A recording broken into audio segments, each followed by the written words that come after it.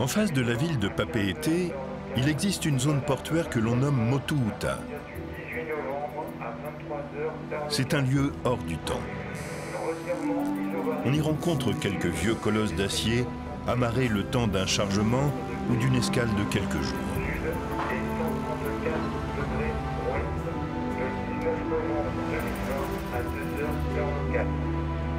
Pression estimée au centre, 13 hectopascales. Déplacement est-sud-est en se creusant. Exploration des points suivants. Premier point, 30 degrés sud, 138 degrés ouest. Second point, 25 degrés sud, 137 degrés ouest. Vent de secteur est de 28. Leurs vieux os, souvent piqués de rouille, supportent encore le poids des grands services qu'ils rendent aux hommes. Ce sont les goélettes. Stationnaire.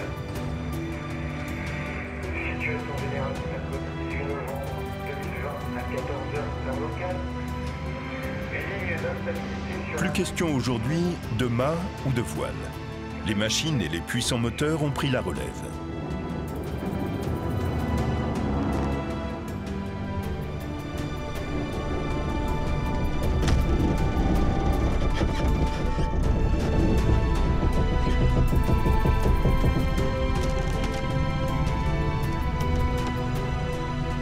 Ok, machine, lancez les moteurs.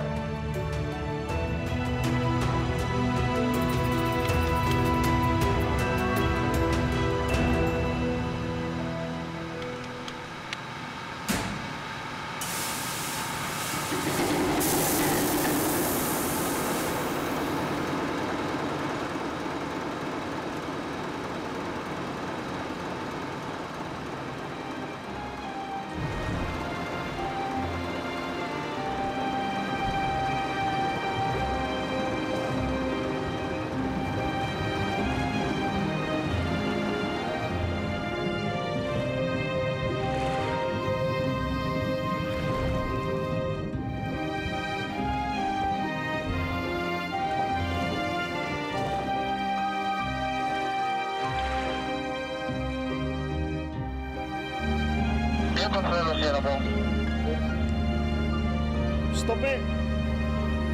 105 décollé. Tribord avant, bâbord arrière.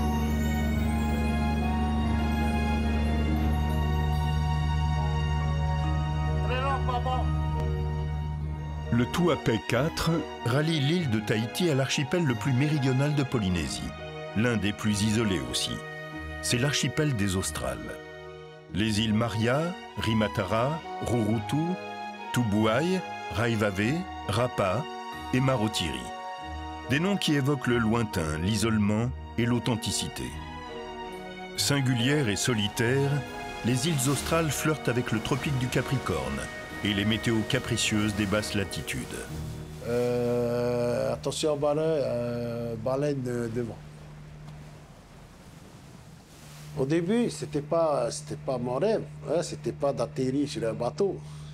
Moi, mon rêve, c'était de devenir professeur des écoles.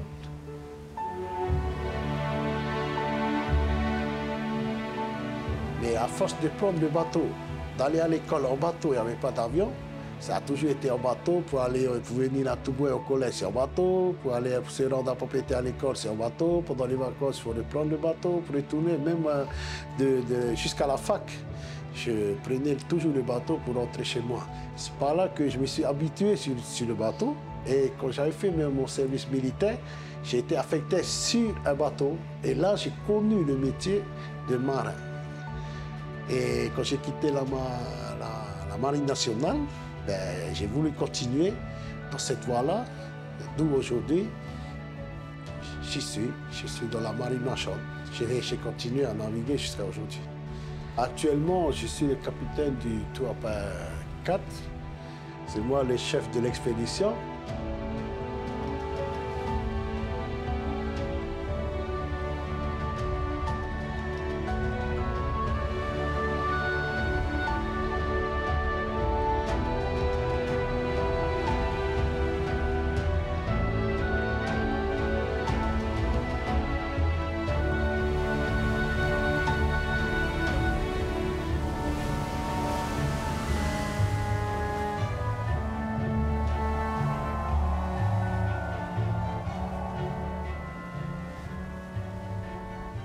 on quitte Papeete, on a 36 heures.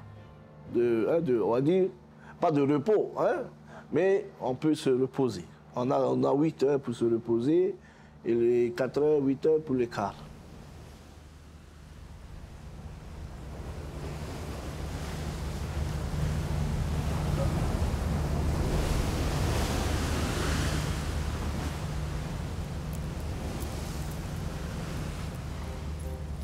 Maréré est carlier depuis 3 ans sur le bateau. Il s'occupe de décharger les containers. C'est l'un des métiers les plus éprouvants à bord. Alors cette journée de mer, c'est le calme avant la tempête qui l'attend. Moi j'aime bien pêcher. Pour nous aussi, c'est pour nous quand on rentre chez Papeete, on a des poissons, tout ça, quand on rentre à la maison. La vie sur un cargo s'organise autour des routines de marins. Le Tuapé devient le théâtre d'une pièce jouée sans doute par tous les matelots du monde. Entre 2 quarts, on pêche à l'arrière dans le sillage du navire. On se remémore et on se raconte les dernières traversées, les plus grosses prises à la traîne. On se repose, on s'isole dans ce vase clos. On lutte ici et là contre la rouille qui ronge l'acier des coques sans relâche. Tout en bas, sous la ligne d'eau, Tama est aux machines. Habitué à la chaleur intense et au bruit permanent, il veille au bon fonctionnement des moteurs. En fait, ce qui propulse le Tuapé 4, il y a 2 moteurs. C'est des moteurs de propulsion et c'est Lama qui est derrière dessous. Des moteurs qui font 1172 kW chacun, à peu près 1400 chevaux. C'est des moteurs en ligne avec 6 cylindres, suralimentés, turbo. Au dortoir, les quelques passagers embarqués se reposent, bercés par le ronronnement cyclique des machines. Le Tuapé peut transporter une trentaine de passagers.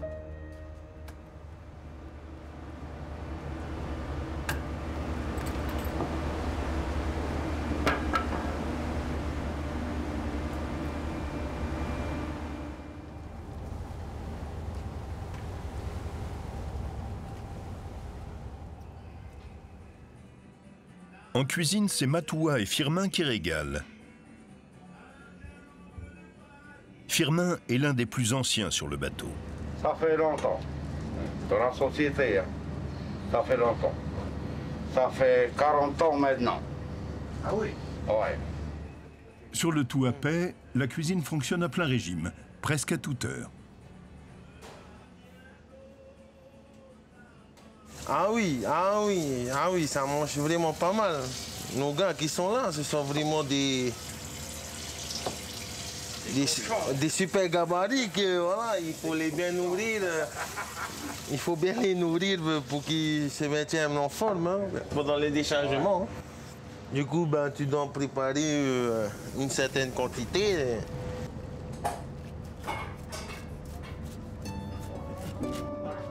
Le jour en mer passe toujours trop vite.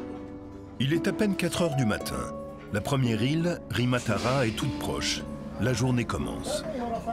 Le travail de déchargement qui attend les marins est extrêmement physique. Beaucoup de prétendants au métier ont dû abandonner devant la rudesse de la tâche. Alors les repas sont des moments sacrés et appréciés des hommes à bord.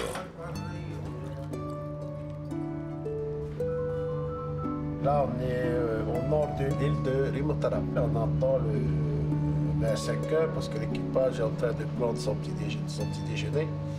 À 5 heures, on ira au voyage. Rimatara ne possède pas de quai pouvant accueillir un navire aux dimensions du Tuapé.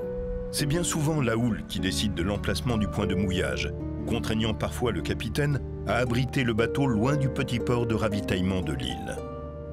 Quand les opérations commerciales commencent, il faut être vigilant du début à la fin. Les risques, on ne peut pas le cacher, il est là, tous les jours, tout le temps.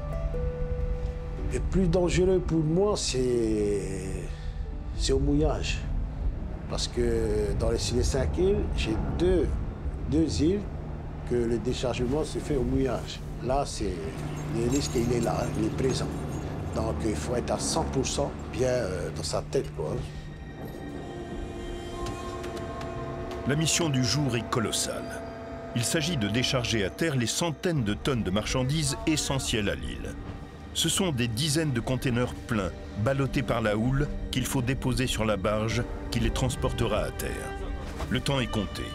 Le tout à paix doit repartir le soir même.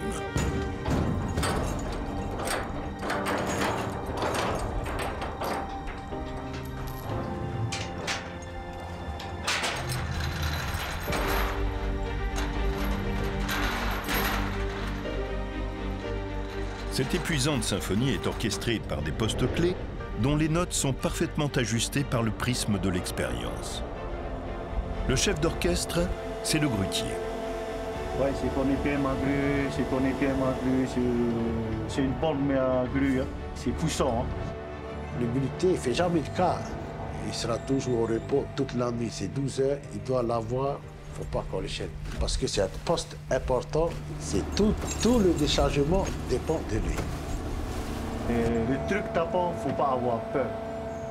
Ouais, tu enlèves ça de ton toit, là tu fais ton travail. C'est le Seigneur, tu es monté à Seigneur. Et t'es à toi, c'est tout. Tu sais, ces métiers-là, comme on dit, c'est tout ton travail, ton cerveau. À cause de la houle, quand tu mets le poireau dehors, c'est pas pareil, ça commence sur le bateau à masser. Des fois, tu lâches les manettes, hein? Tu vas faire quoi qu'il soit s'aviler le bateau. Non,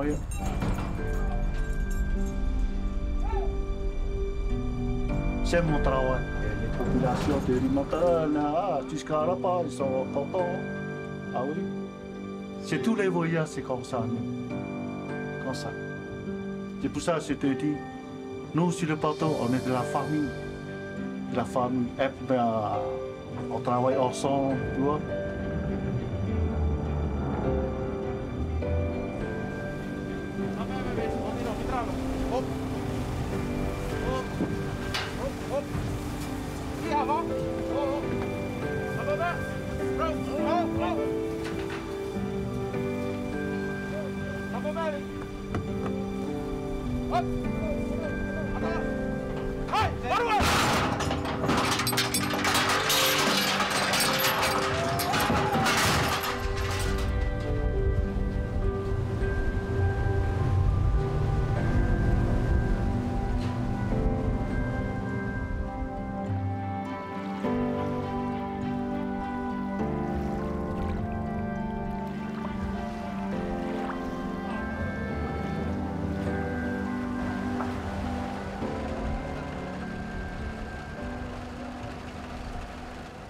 Sur le petit quai de Teaumaoro, tout s'accélère dès l'arrivée de la première barge. Le tout à paix effectue en moyenne une rotation par quinzaine. Chaque déchargement rassemble la presque totalité de l'île. Ce n'est pas un événement dans le sens festif. Disons que c'est le moment où on collecte toute sa récolte. Donc effectivement, il faut peser, il faut écrire, il faut traiter, etc. Donc dans ce sens-là, si on peut appeler ça un événement, oui. En tout cas, ça mobilise toute l'île. Les Rimatara exportent beaucoup leur production agricole. Pas moins de 30 tonnes de copra sont envoyées par le bateau sur Tahiti chaque mois. On est un peu suspendu au calendrier du bateau. Rimatara, bien qu'elle soit petite, c'est une île très, très productive. Et donc toute la production de Rimatara passe par le tout à paix. Et si le tout à paix est important, oui, très important. Ils sont dans le modernisme maintenant et je pense que ça va être dur pour eux pour vivre sans le lien avec le bateau.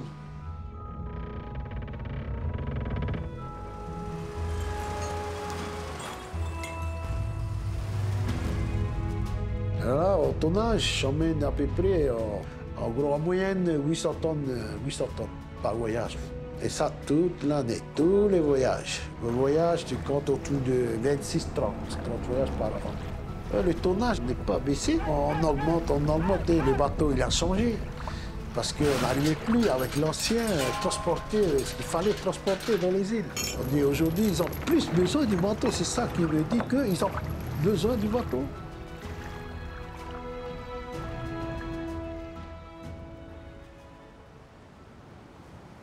Lorsque le tout à paix a quitté les lieux, Rimatara retrouve son calme. Un calme olympien. 900 âmes vivent ici. C'est la plus petite des îles habitées aux Australes, à peine 9 km de circonférence. Son point culminant s'élève à 83 mètres. Discrète, elle reste encore préservée du tourisme à grande échelle. Aux Australes, on vit principalement de l'agriculture, de la pêche et de l'artisanat. Rimatara n'échappe pas à la règle. On y cultive entre autres le taro, le copra, le péoré, une espèce de pandanus utilisée pour la vannerie.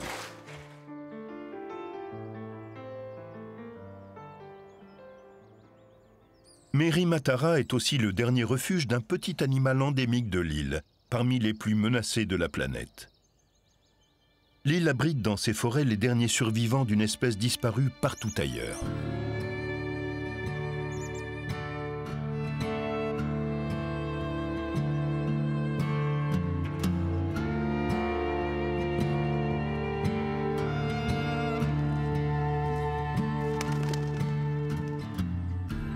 Il s'agit d'un petit oiseau, véritable emblème de l'île, que l'on ne peut observer qu'à certaines heures de la journée, tôt le matin ou à la tombée du soir. On l'appelle ici le houra. Il est capricieux et craintif et a failli disparaître totalement de la surface de la planète. Le houra, c'est un oiseau endémique qu'on ne voit qu'à Rimatara, sinon on a transféré certains houras aux îles Cook, plus particulièrement à Athiou. Le viniculi, de son nom scientifique, est une petite perruche colorée classée en danger d'extinction par l'Union internationale pour la conservation de la nature.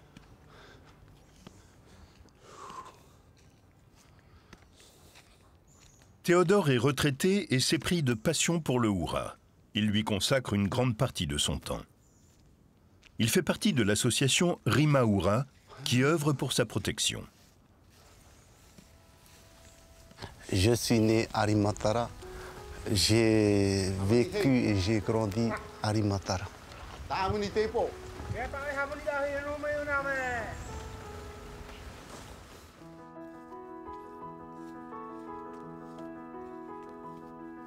J'aime bien les voir, les admirer.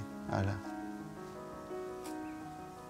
Des fois, quand je vais dans la brousse, dans la forêt, quand je vois des houras, je m'arrête un petit moment pour les contempler.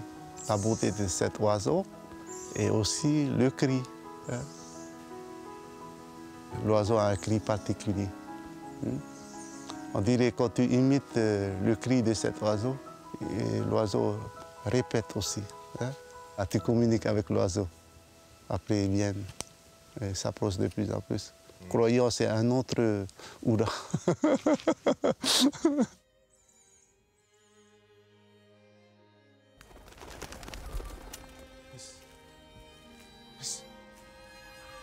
On le trouvait autrefois dans plusieurs îles de Polynésie, mais l'utilisation abondante de ces petites plumes rouges, qui entraient dans la confection des parures royales au XVIIIe siècle, l'ont conduit rapidement vers un déclin alarmant.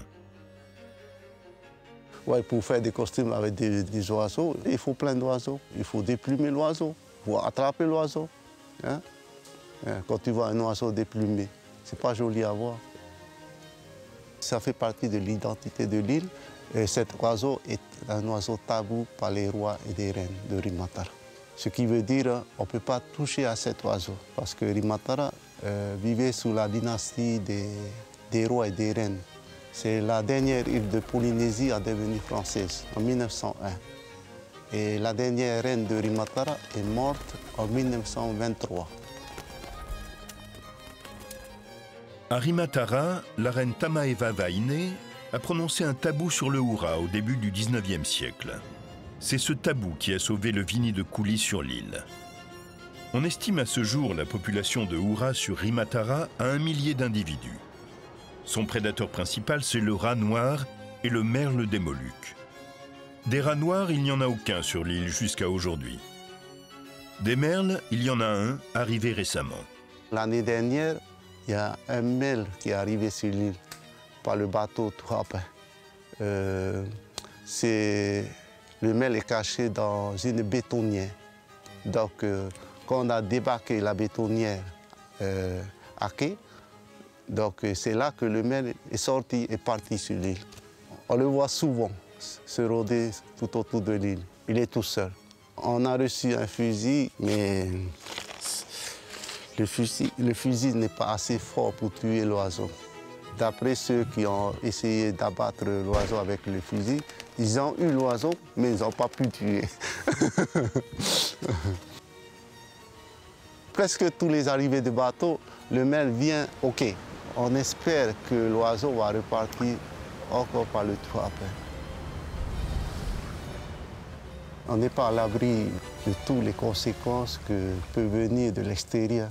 Donc c'est bien le bateau comme presque toute chose. Il y a un côté positif, mais il y a un côté négatif.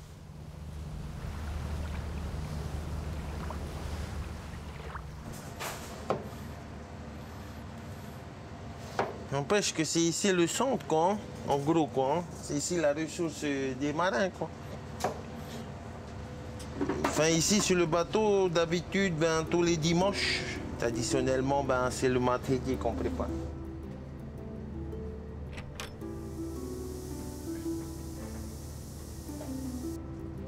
C'est de Limotara. Mais ça peut être Tahiti. Hein. Quand en congé, c'est rentré sur mon île. C'est mon île. Même si c'est petit, mais c'est mon île. Moi, je suis d'origine de Tahiti. Mais mes parents, ben, ils sont d'origine des Australes.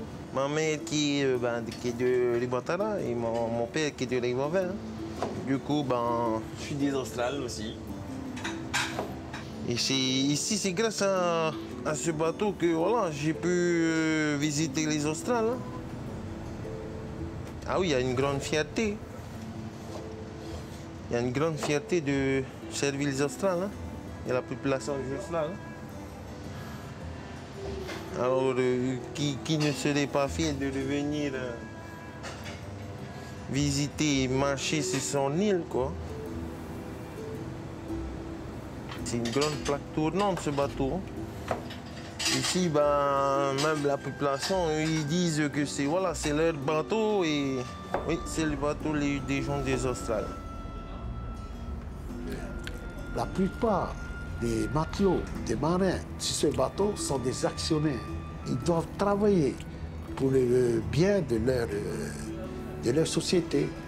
Mais on est tous concernés par le bateau, on est une équipe. Tu te sens chez toi. Tu te sens ben, comme si tu étais dans ta vraie famille. Je ne fais pas peur à mon équipage, c'est ça. Je suis balèze, mais je sais qu'ils ont peur de moi, je suis trop gros balèze. Mais je ne suis pas méchant. J'aime les marins, mes copains, hein. J'aime mon capitaine, les mécaniciens, les chefs mécaniciens, tout. C'est comme des frères, hein. C'est comme un petit frère. Sur le travail, des fois, on se dispute. Après le travail, c'est fini. Comme si on se regroupe encore. Tahoe. S'il n'y a pas de Tahoe, ce n'est pas pour le travail. Si on a le Tahoe, c'est pour le travail. Si je peux être là jusqu'à la retraite, je resterai ici jusqu'à la retraite. Hein. Oui, on vit en famille. Pour moi, je suis d'accord qu'on vit en famille, on est une famille. S'il y a un qui a un problème, on l'aide. Et nous, on ne les laisse pas tomber. 4 heures du matin, 150 km plus à l'est. Après une nuit de navigation, les impressionnantes falaises de l'île suivante s'affichent avec arrogance dans la faible lueur de l'aube.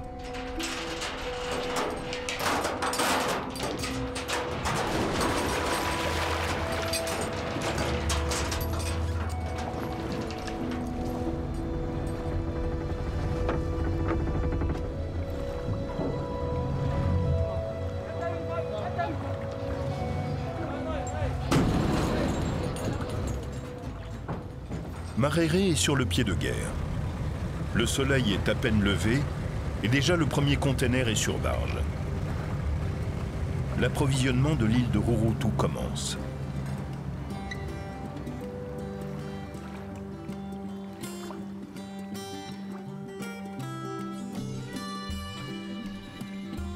À Moerei, le petit village principal, l'arrivée du Tuapè est le rendez-vous des habitants de toute l'île.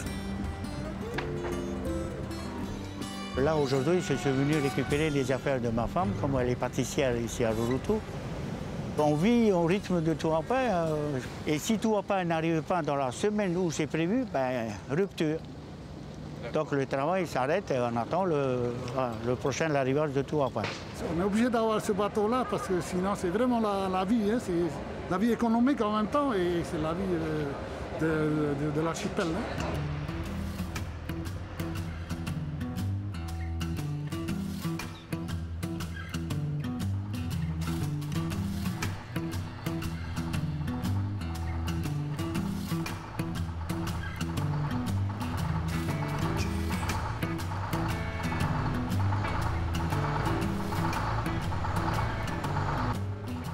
Pour le Tuapé, tout le monde vient. On fait le tour de l'île, on descend de sa montagne, on quitte ses champs. C'est un rendez-vous incontournable. Les containers affluent toute la journée, délivrant aux habitants le nécessaire comme le superflu. On y réceptionne du riz, du tourteau pour les bêtes, des matériaux de construction, des outils, des vélos, des voitures aussi. Le quai de Moerey prend des airs de fête foraine ou de grands magasins. C'est un spectacle animé qui attire même ceux qui n'ont rien commandé sur ce voyage. Les ruelles, où habituellement il ne passe personne, se prennent le temps d'une journée pour de grandes avenues.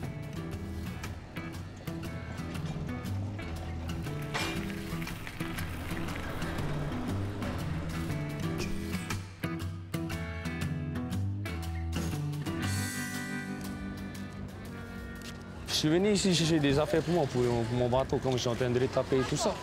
Et quelques trucs qui m'attendent, quoi. Voilà, du tout pour les cochons. Hein. Voilà, une fois, j'ai déjà fait le Tuapé de Tahiti, Rimatara et Rurutu. J'ai fait envoyer un cheval dans moi de Tahiti. Voilà. Non, juste prendre le carton, petit banc devant. Allez, je vais le taper là.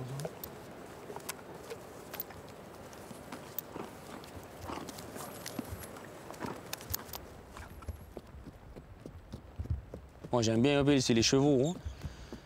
Ah, ça, c'est mon passe-temps de tous les jours. Moi, ici, des fois, je circule en cheval ici. Ça j'aime bien, moi, les chevaux. Il y a une sensation de ce truc-là. Hein. Yeah, ça remplace. Avant, je faisais de la moto et tout ça. Yeah. Après, j'ai arrêté la moto. Yeah, y a trop de trucs à payer pour la moto. Là, maintenant, si dans les chevaux, il n'y a pas besoin de payer. Tu amènes là-bas, tu attaches dessus un terrain et tout ça. On en bois et tout ça, entretien. C'est toi-même qui entretiens. Tu n'as pas besoin de commander les pièces et tout ça. Voilà.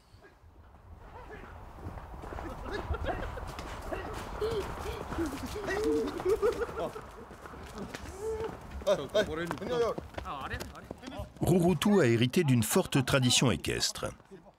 Aujourd'hui, les chevaux concurrencent les voitures et reprennent peu à peu la place qu'ils occupaient jadis. Ils servaient à travailler aux champs, dans les plantations de taro. Considéré comme la plus ancienne des plantes domestiquées au monde, le taro et sa culture font certainement partie des plus vieilles traditions agricoles polynésiennes.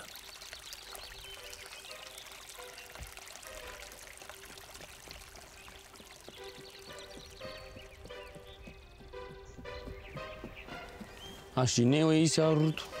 J'ai grandi aussi à Rurutu. Il y a tout ici. Tu ne peux pas mourir de faim ici à Rurutu. Tu as le taro, tu cultives toi-même. Ici, chaque famille, ils ont la parcelle de tarodier. À cet endroit-là, tout ça, c'est grâce au PSA à nos ancêtres, nos arrière-grands-pères, surtout le système d'irrigation, si tu vois bien. C'est bien placé. Enfin. Aux Australes, la culture du taro est un véritable art de vivre. C'était à l'époque un travail commun aux hommes et aux femmes à Rurutu.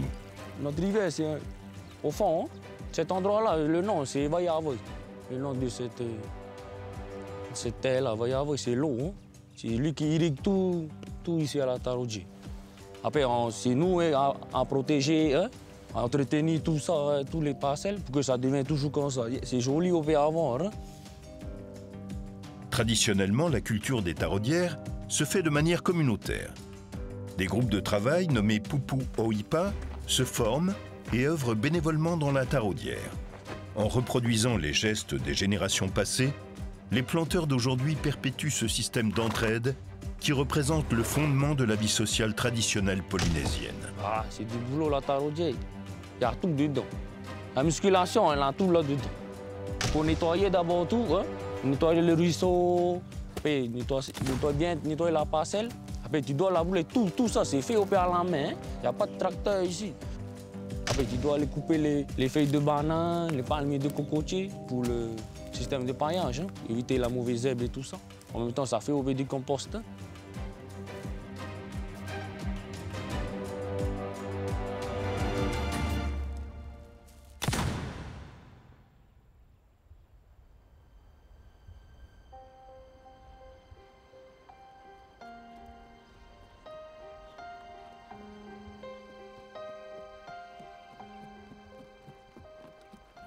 J'ai vécu à un moment donné en Tahiti. Je suis parti, j'ai travaillé à un moment donné en Tahiti là-bas. Un an, j'ai travaillé là-bas. Et après le décès de mon papa, je suis revenu ici, sur l'île.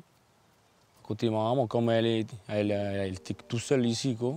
Je suis revenu à côté de ma maman, elle est restée. Non, je ne regrette pas ici. Hein.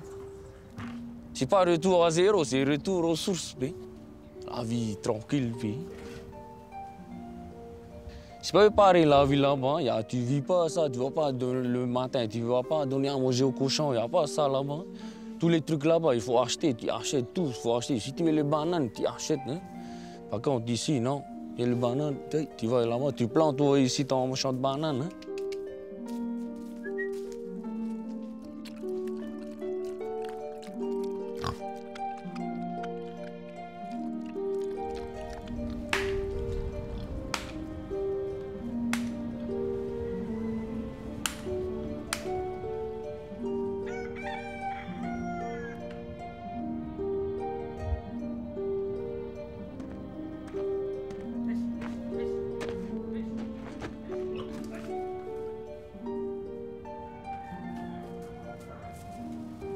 Ça a mordu, c'est un chien. Hein.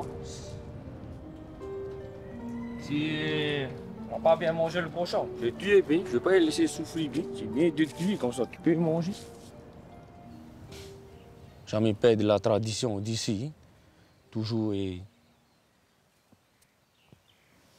garder les trucs que nos grands-pères et nos anciens nous ont transmis. Après, ici à Rurutu, la plupart, il y a plein de jeunes aussi qui partent maintenant à l'étranger, surtout dans l'armée. Comme il n'y a pas de boulot ici, c'est ça, nous, le travail ici, la pêche. Tu vis de la pêche et de l'agriculture. C'est les filles, des trucs artisanaux et tout ça. C'est ça ici à Rurutu. C'est dur, oui, mais ici, tu vis, tu peux vivre avec ça. Pas où il y a fait des grands projets et tout ça.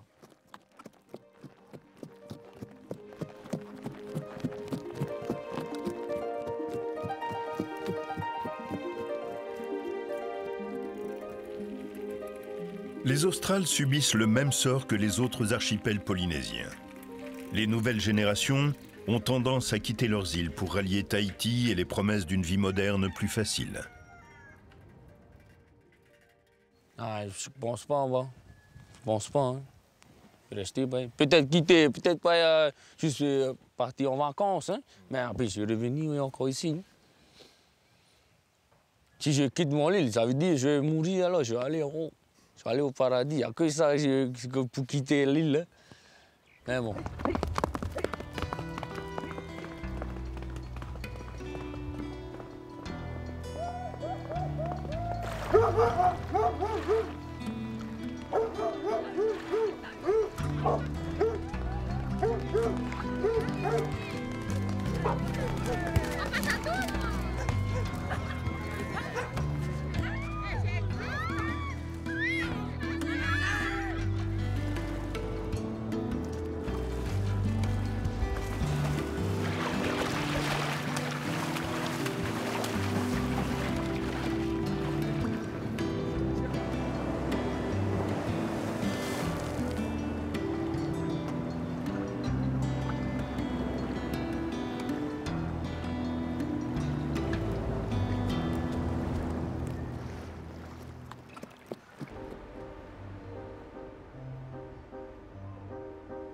Fin du déchargement pour l'île de Rurutu.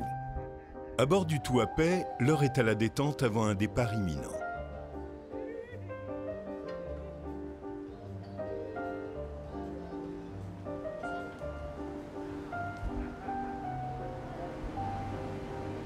Alors, capitaine, t'as peur qu'il y ait à manger à bord?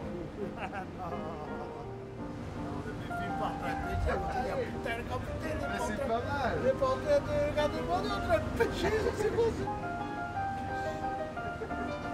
Là, c'est le caillou, tu vois, c'est sûr. Pas poisson, c'est le caillou. Filmer le poisson, voilà, après ça va directement en cuisine chez le cuistot. Frais.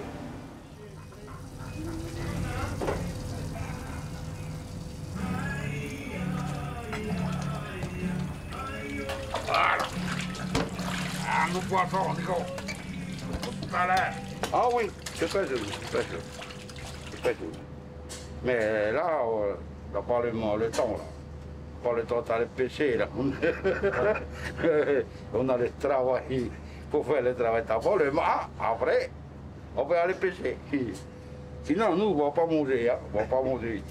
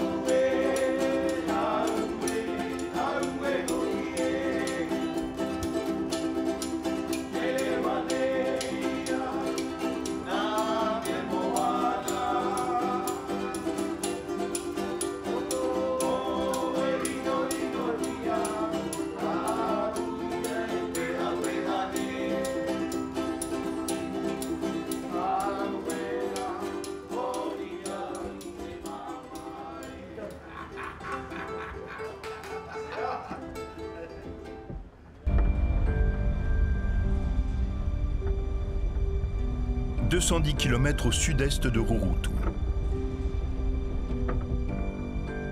Au lever du jour, Ken et son équipage s'approchent de l'entrée de la passe de Tubuai.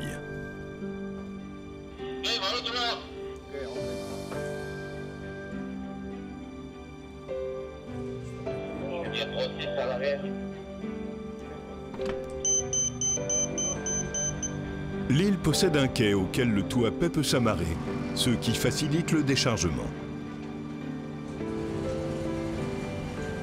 Les quelques passagers descendent ici après 5 jours de voyage depuis Tahiti. Tubuai est l'île principale des Australes, la plus grande aussi. Avec ses 45 km² de terres émergées, elle est peuplée de 2400 habitants. Le tourisme est encore assez rare sur l'île. Et bien que Tubuai soit le chef-lieu des Australes, la vie y est tout aussi paisible que sur ses sœurs.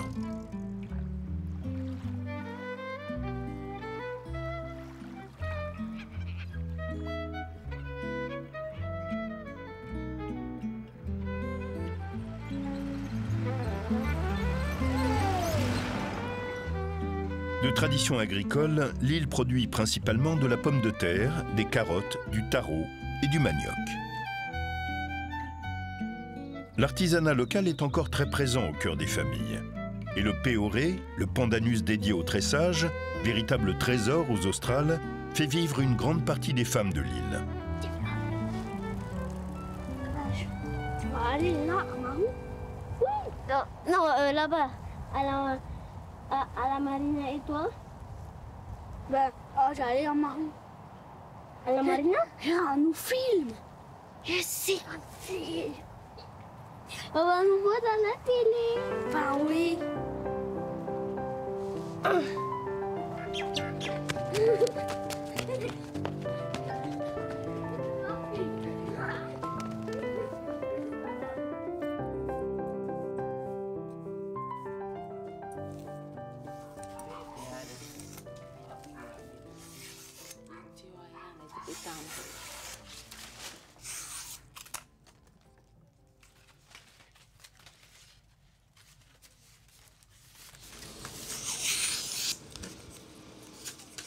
Voilà. J'ai fait ça pour que le péouré soit bien souple. C'est ça qui est le plus dur. De faire souple le péouré. Pour moi, hein.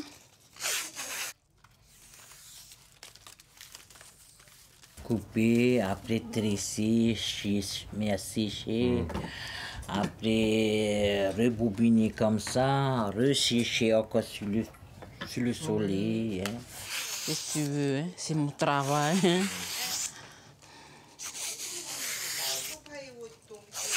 Ça fait très très mal au dos. T'imagines un peu, t'es là jusqu'au soir. Oh, pauvre dos.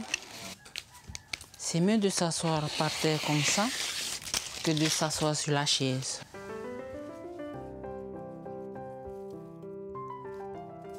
Clarita est artisane. Elle est spécialisée dans la vannerie, l'art du tressage du pandanus transmis de génération en génération. La finesse du travail des mamas des Australes est reconnue et appréciée en Polynésie. Elle a aussi appris le travail de la sculpture sur bois.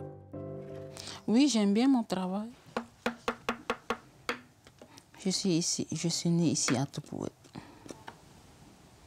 C'est mon île, origine. J'aime mon île Tupoué. Ouais. Tu vois, ça fait genre soleil. Le dessin. Hein. En fait, c'est les motifs des Australes, quoi. Hein. Si je fais ça sans arrêt, je peux finir en 4 jours. Que ça, hein, sans arrêt. Et après, ça se vend bien? Pas vraiment. Je crois que ça va être dans les 45 000.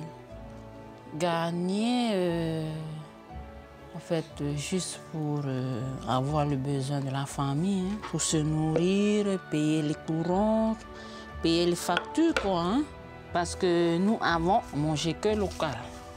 Taro, poisson, poulet, cochon. Aujourd'hui, c'est importé.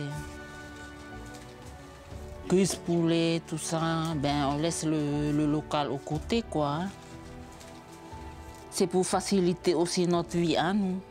Si on va faire tout ça, si on mange comme avant, ben, on n'a pas le temps de faire tout ça, quoi. Alors, on est obligé d'aller au magasin tous les jours, pour acheter pour nous pas trop. Maquerelle, sardines.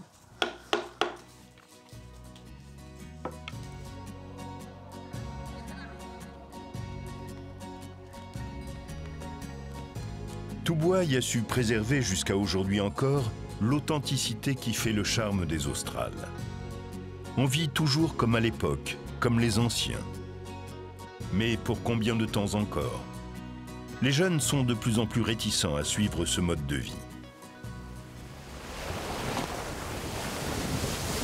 Tout est arrivé par bateau, le bien et le mal, quoi. Là, quand tu regardes bien, avant les gens marchaient, hein, il n'y avait pas d'obésité, les gens pédalaient. Aujourd'hui, c'est la voiture, c'est les scooters, c'est...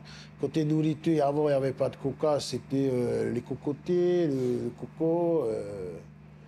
Aujourd'hui, c'est des palettes de biens qu'on décharge. On a transporté du bien et on a transporté aussi du pas bien. C'est le réveil du bateau. Cette nuit, le Tuapè a franchi le tropique du Capricorne. Raivavé est là.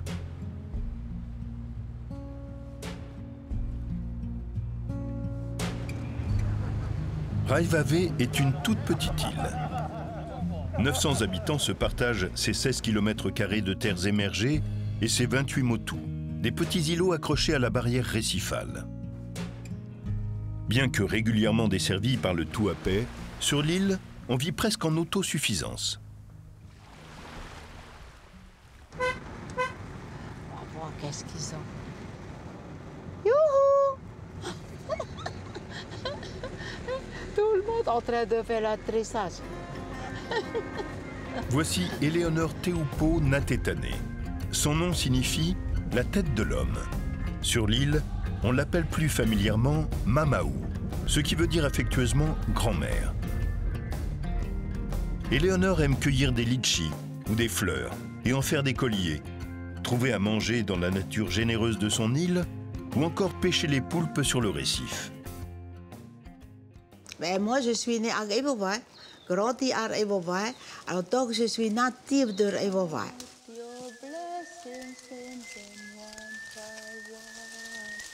La nature, eh ben, c'est généreux, nous sommes bénis, il y a tout ce qu'il faut pour nous, pour les Evovaï qui vivent sur l'île.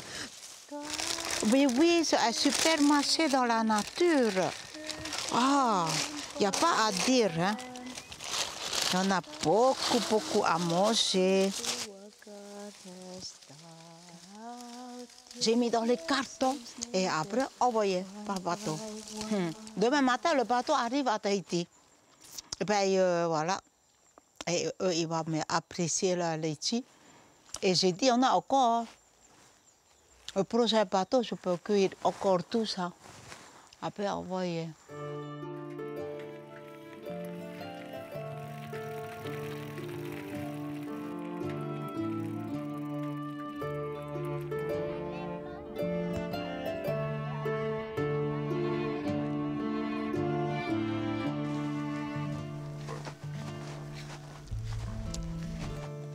Chris! Comme on est. Beaucoup mieux que Happy c'est un peu. Et en plus, Vivi, il a dit quoi? Il a dit, il faut qu'on ait été à Wotom. Et moi, alors,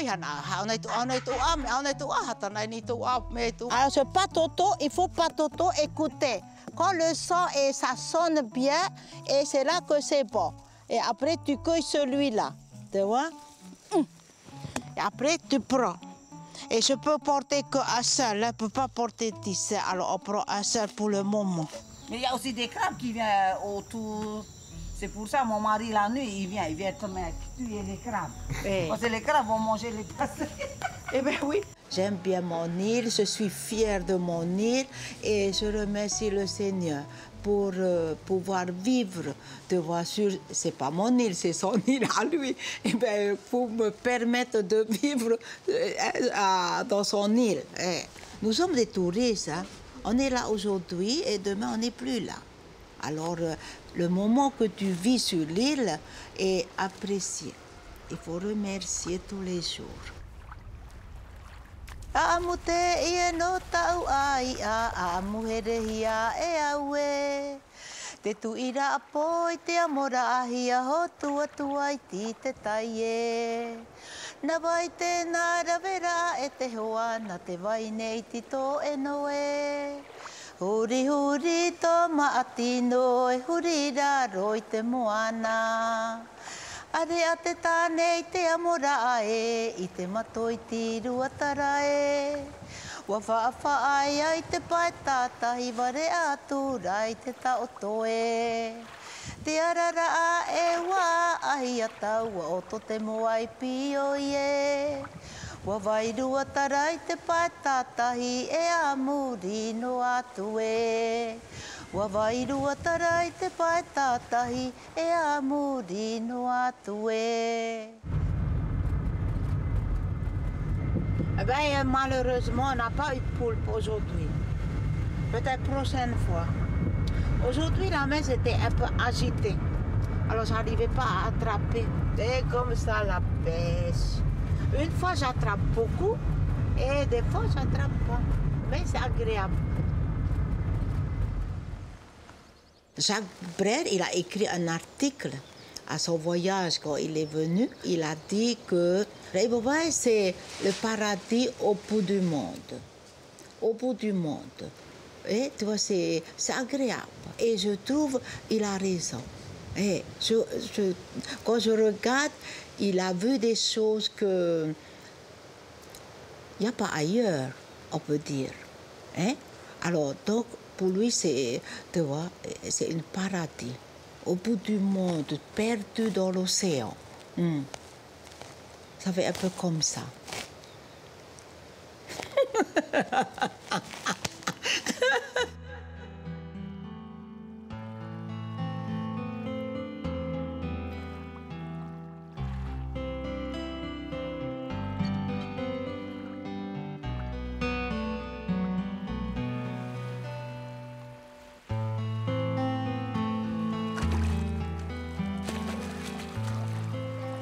Ainsi s'achève ce voyage du tout à paix au bout du monde.